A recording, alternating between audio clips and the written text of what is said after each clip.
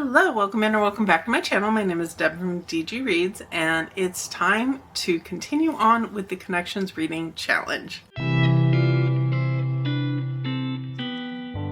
If you're not familiar and you haven't seen my other episodes in this, I will have it linked, but this is basically a reading challenge brought to us by the 52 Book Club. It is a summer reading challenge, so the fact that we're midway through September is not ideal, but that's okay. It's still plenty hot, still summer in California. And the idea of this challenge is you start with one book, and then you pick your second book based on some factor about the first book. So I started with a book with friends in the title, and my second prompt was to read a book with the same word in the title. Where we left off at the end of my last episode was that I finished up A Perfect Child by Lucinda Berry, and the prompt for my next book was to read a book recommended to me by someone based on my review of A Perfect Child. That was kind of a difficult book to review, and I think a difficult book to get recommendations based on, but I did get some, and thank you to everyone who submitted ideas. I put up the review here, of course, and also on my Bookstagram and a few other places to collect recommendations.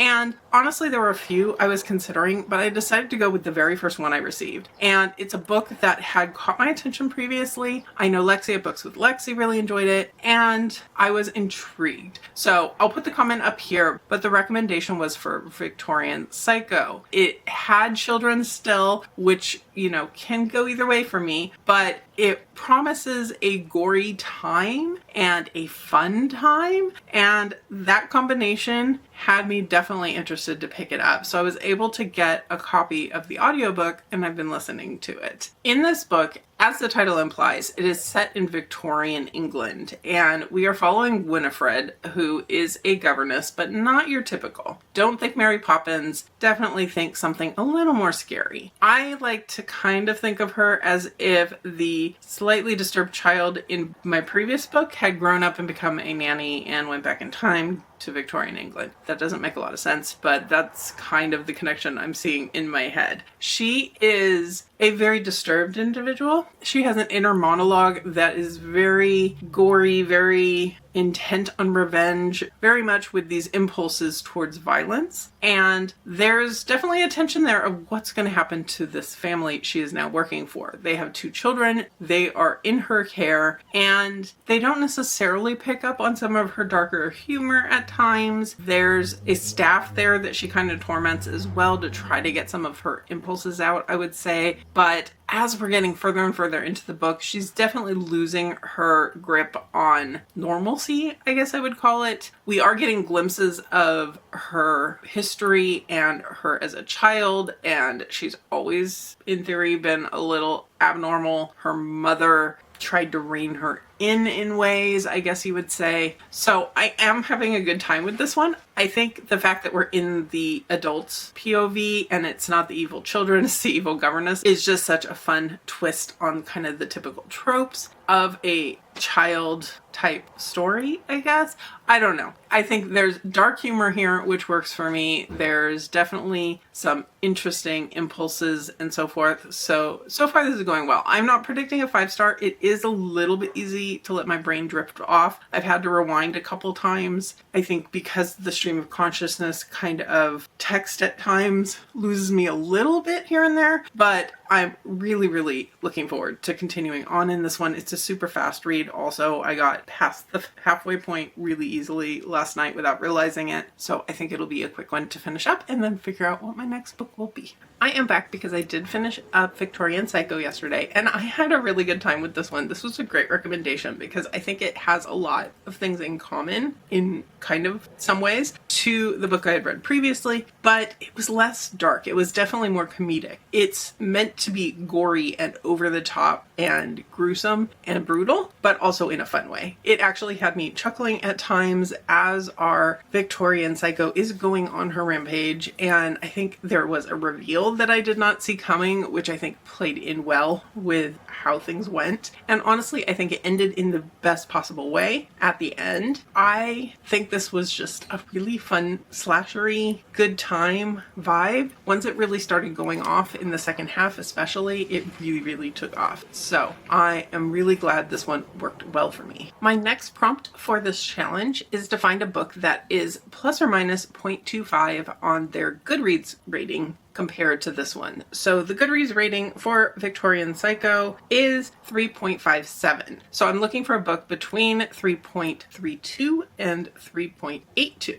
And I took a look at my TBR, things I need to read this month for sure, and I found a good option. So I'm going to be reading We Sold Our Souls by Grady Hendrix. This one has a rating on Goodreads of 3.71, and I put this on my TBR because it's Grady Hendrix and I just really enjoy his books, and also because I know Lexi at Books with Lexi really loved this one, so I had to check it out. This one is based in the world of heavy metal in the 1990s. Dirt Work, I could be mispronouncing that because it has accents on the U and I don't quite know how that impacts words, but it was a band that was poised for success, but then the lead singer took off on a solo career. 2 decades later, former guitarist Chris is working as a night manager for Best Western, and she's having a rough life, it sounds like. And then she discovers that maybe the lead singer's rise to success was at the cost of Chris's soul. So with that, I am very intrigued. I am really excited to pick this one up, and I will check in once I have made it a good way through.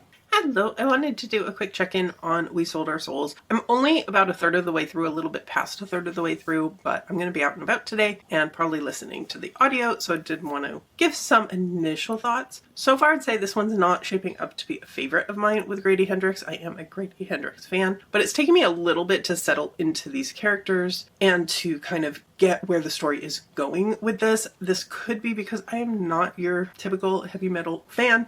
I am not a huge music book fan, I've learned, but I am enjoying it. I still like Grady Hendrix writing, the kind of dark aspects to it, and I still have high hopes for the way this is going to go in the end. Like I said, it's taking a while to engage, but I am feeling more engaged now that I'm at the third mark, and I think that's a good sign. As the book is starting to build, we are following Chris, and she is realizing that something went wrong on the night that kind of ended the band. And there's potential for lost time, there's potential for secrets to uncover, and she's basically getting the band back together. As we get further in the book, we learn what happened that night, what really drove them all apart, why Chris is no longer a musician, and why the loss of these people who were her friends and the loss of her ability to make music have left her in this horrible kind of life that she does not like. And I'm starting to feel more and more for her and the kind of almost claustrophobia of the situation she was in and being kind of cut off from everything. So I think this one definitely has potential. It definitely has some darker moments, which I do appreciate. And I'm going to retain high hopes for the rest of the book, and I'll let you know how the rest of it goes. I have now finished We Sold Our Souls, and I had a good time with this one. It did pick up for me in the second half. I think maybe it was a me issue in the first half. It's still not a new favorite for me. It's not necessarily my favorite type of story to read about, but I do enjoy what Grady Hendrix did with it, the darkness of it. It took some twists and turns I didn't expect. The ending went definitely wild, which I really appreciated, and overall, I think this one's landing like at a 3.54 for me. I think probably definitely a 4 on Goodreads is where I'm going with it. So this was a good time. I liked our main character. I liked how determined she was to get answers, to get back what she lost in a way, and also learning a little bit more about their past, how they came to be together. Some of those types of things I enjoyed as well. So the next prompt is to pick a book based on something from the author's About Me page, basically from their bio. So since I don't have a physical copy of the book to look at the bio there, I'm just looking at their bio on Goodreads. And it's talking about the books he's written. It's a little out of date because it's based on when Final Girl Support Group was coming out. It says he's also the jerk behind the Stoker Award-winning Paperbacks from Hell, so a Stoker Award-winning book would work. History of the 70s and 80s horror, so something historical horror, which contains more information about Nazi leprechauns, killer babies, and evil cats than you probably need. So all I need to do is find a Nazi leprechaun book and I'm good, but maybe not. You can also listen to a podcast of his fiction. Interesting. Okay, I think I have an idea. Let me look and I'll be right back.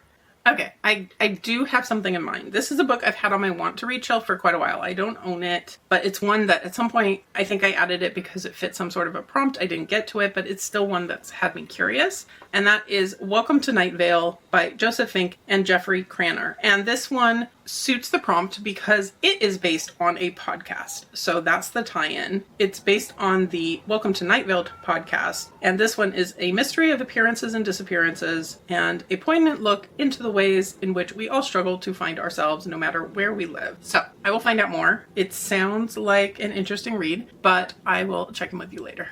I'm now 46% of the way into Welcome to Night Vale, and I have no idea what to even say about this book. It's fun. I am enjoying my time with it, but it's so hard to give a synopsis. We've got a town that is just bizarre, and it's meant to be over the top, surprise you with everything that's going on here type of a thing. It's like an Area 51 almost feeling. It's an isolated kind of desert city. We've got a whole town of people, but they don't have a police. They have a secret police, but everybody knows about the secret police. There's a faceless woman living in the house of one of our characters, but don't worry about that. She's not really important, but she will show up in the story once in a while. We've got a woman who is a mother to a son who can just change his body shape at will, and also is a normal teenager. And she's worried about him having crushes on boys and about learning to drive. But driving's a whole different thing. You drive a car by putting in a key and turning it, but also telling secrets into a device, and it's a whole thing.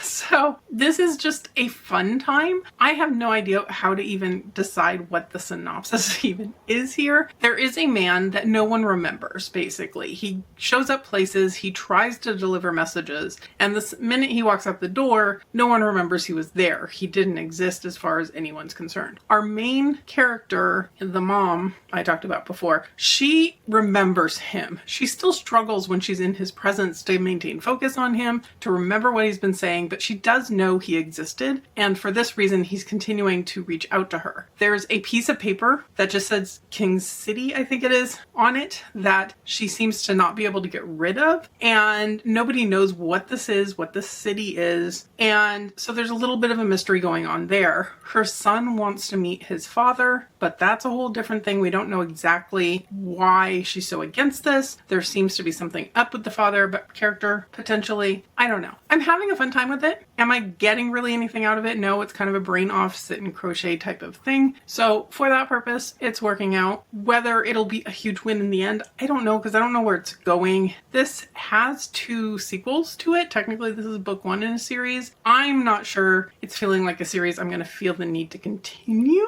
I'm not even sure if the 2 sequels are full books or if they're spin-off novella type things. I don't know. Anyway, that's where I'm at with it. I'm kind of calling it quits on reading for tonight anyway. I think I'm just gonna pack it in and relax, hang out with Kylie, watch some TV, and tomorrow's a new day. So with that, I'll check in with you once I have finished the book. I've had a bad couple of reading days. Not bad, but bad for me because I've kind of had a headache and not really been able to focus as much for long periods of time. But I have now finished Welcome to Night Vale, and I had fun with this. Is it something I feel like I had to read? No. Is it one that I'm going to continue as a series? No. I do think the podcast would have been fun to be listening to at the time. I think the story was a lot of fun. It was bizarre for the sake of being bizarre. There was a through kind of plot to it all, but a lot of it is asides and just weirdnesses and interesting ideas and absurdism and just a lot of fun stuff going on. I think maybe, in my opinion, I would have enjoyed it more if it was a little bit shorter. I think this one was a total of 12 hours on audio, which for what it was,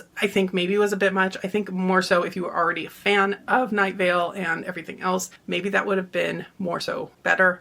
But in any case, I did have fun with it. I think it's landing at a 3.5. I think the creativity of it and the world building of it, although in a world where anything is possible, I don't know how much that's world building, but it stuck to the point and all of that. So overall, had a good time with this one. Not mad I picked it up, and it's time to move on. So our next prompt is to read a book that has a theme in common with the previous book. And that's kind of hard with a book that really was about being just weird and over the top. But I think the theme I'm going for is going to be missing family, because we do have the son in here looking for his birth father. We have the mom to the son, looking for this man as well, looking for her son in places. So I think that's kind of an ongoing thing with this book. And I'm not exactly sure yet what book I'm going to pick up. So I'll let that be a surprise for you when I come back with midway thoughts. Partially because I have a few books in mind, but they don't have audiobooks that I can get readily. And like I said, I'm still kind of in that headache range where sitting down to read a full physical book is not going to happen in a timely manner. And that makes me want to try to find an audiobook. Plus, I'm spending a lot of time in the car today, and I do have a book or two I need to finish for other things, but I'd like to get a start on my next book maybe. So we'll see what I can find when I have a chance to look through and see what my library has handy, what I have on my shelves, and what I can make match up. But missing family members can go a lot of different ways. It can go literary fiction, it can go murder, mystery, it can go literary fiction, it can go mystery, thriller, those types of directions, horror even. So I'm sure I've got plenty of options on my shelves. Hello again, Connections Vlog. It took me quite a while to make a decision on what book I was going to go for and how I was going to connect it to the last book. I started reading one about fatherhood and family and missing a child, and that seemed to be working out. And then I looked at the next prompt and there was no way I was going to be able to complete a connection for the next one. So that book is now going to be in my next architect vlog. And then I had another one that I picked up thinking it would be perfect, and then I realized it would have me reading two historical fictions back to back, and I didn't want to do that. So that one's now also in my architect vlog.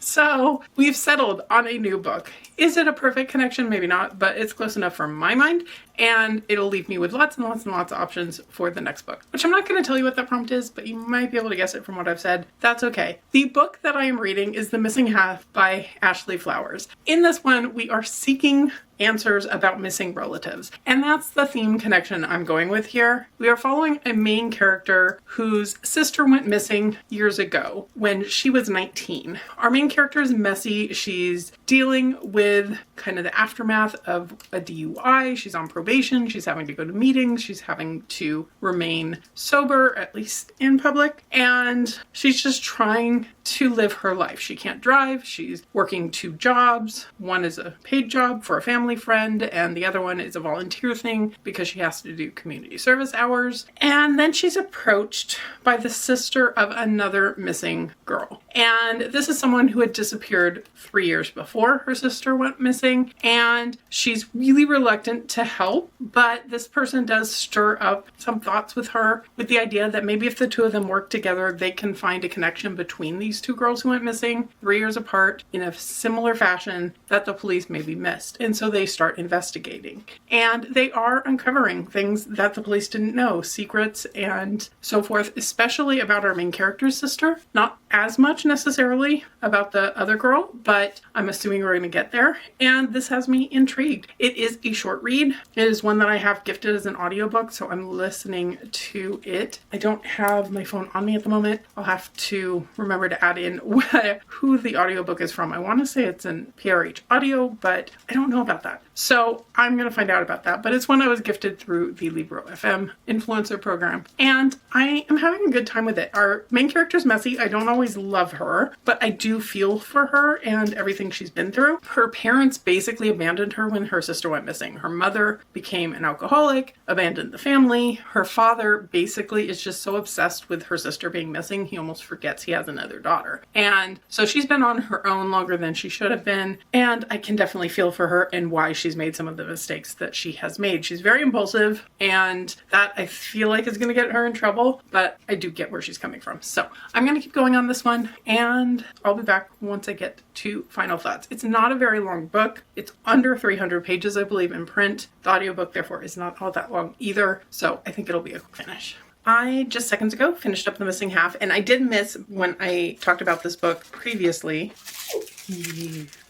Eddie's bringing me trash. That's really lovely of her to find plastic on the floor and bring it to me. But anyway, as I was saying, I did miss on this. There is a co-author. It's Ashley Flowers, and then in really small print with Alex Keister. So I did want to include that as well. It wasn't until I got to the author note and she talks about having a co-author and the sisterhood that has formed between them when writing about sisters that I realized that I missed that, but it's in small print on a small screen for the audiobook. And I did confirm it is indeed PRH Audio and Libro FM that I received my gifted copy from. So I think this book did a really good job of keeping my attention, making me want to binge read it. Our main character is messy, and that comes into play multiple times throughout the story. She makes mistakes, she winds up in bad situations, and you really have to be willing to work with a really messy protagonist. But with that, I think there were some twists and turns to the story I didn't expect. I don't know if I like the direction it took necessarily. It's not really what I wanted out of the story necessarily, but I think it did give me some surprises. I feel like there's some questions that I had that didn't get answered, and in a way where I feel like it just left a couple things unfinished feeling to me. So I think in the end, this one's going to get bumped down to a 3.5. It was on trajectory for a 4, but with the way the ending went, I think I am rounding it down a little bit, but for Goodreads, it'll wind up at a 4. So this one was a random pick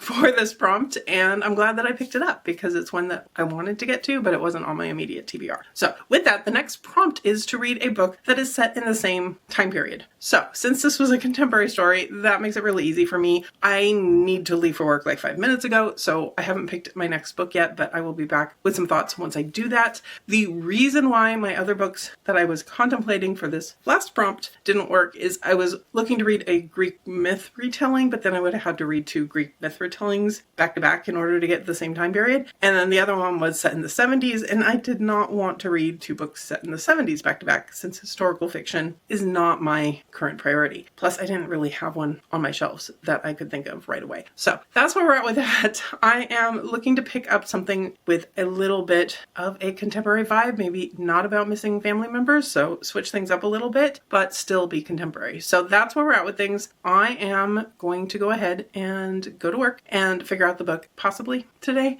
and get back to you.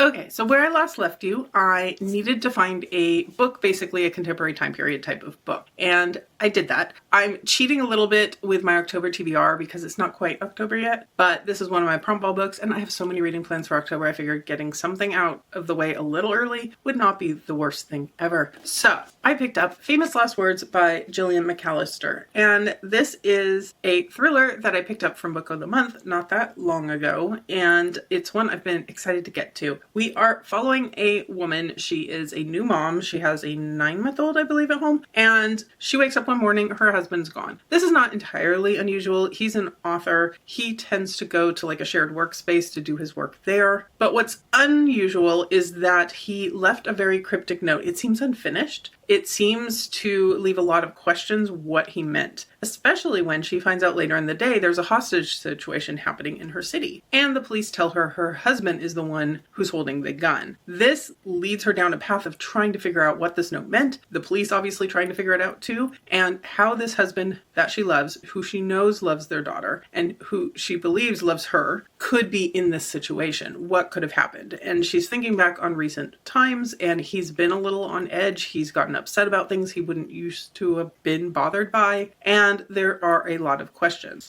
I put this one on audio yesterday and have been really enjoying it so far. We are following Cam, who's this young mother. We are also following Neil, who is the hostage negotiator with the police, and his involvement here. We get a time jump after a while, after we see how the hostage situation resolves, to 7 years in the future, and what's going on in Cam's life, her daughter's life, and also Neil's life, and continues this kind of investigation. They still don't have answers. So I think that the time jump was really well done. It threw me a little bit in audio. I missed something. I'm like, wait, what happened here? And then I went back and realized what I had missed. So the time jump, I think, is providing an interesting look because it's looking back. It's looking at some of the practicalities of Cam's life after the fact and the impact on Neil's life as well, as each of them are still asking questions and trying to get answers. So this is going really well for me. I am excited to keep reading, and I will check back in once I have finished it and have some final thoughts for you, and then we are on to our final prompt. Hello again. Remember when I said earlier about moving on to the last book? Can we forget I said that? Or let's pretend what I meant is the last book before the last book? Because I realized with my switching around books for that last prompt where I kind of contemplated a couple different things, I wound up messing up my tracking sheet and I was skipping a prompt. So anyway, let's move on. I finished up Famous Last Words and I enjoyed this one. I think the author did a really good job of putting clues into the story for our main characters and for the reader alongside them to figure out, but making it subtle enough that she wasn't pounding us over the head with it. With that, I think the reveals and the way the reveals were delivered and the hints that brought us to those reveals were really well done. I think the author made good use of time and the time jumps in here. I don't think that's too spoilery to say because we are looking over a longer period of time through this book. I think there were some heartbreaking moments in here with the way the wife, the main character Cam, and the daughter have dealt with the loss of their husband/father and the family itself. There are issues in here of infertility and miscarriage as trigger warnings, so do be aware of that coming into this, and obviously violence and family loss in general. I found it a little bit slow in places. I didn't connect as well with Niall's POV, and we do get a decent amount of that. I wasn't as connected to his relationships as I was to Cam's POV and her relationships with her family, with her daughter, with her husband, and so forth. But overall, I think this was really, really well put together, and I'm giving it 4 stars. So with that, the prompt that I almost forgot about is to find a book with the same number of vowels in the title, which is a fun one. So this one we have 1, 2, 3, 4, and 5. So A, O, U, A, O. So I needed to find 5 vowels. And I'm realizing now the book that I just started that I thought would work, just purely thinking about it in my head, somehow I missed a vowel. So I think I forgot there was a the in there, and the comes with a vowel. So let me take another look at my shelves, and I'll be back once I've picked another book, and we'll let you know my initial thoughts on whatever that book may be. I have done it. I have completed my final connection, and I'm glad that I ended on a high note.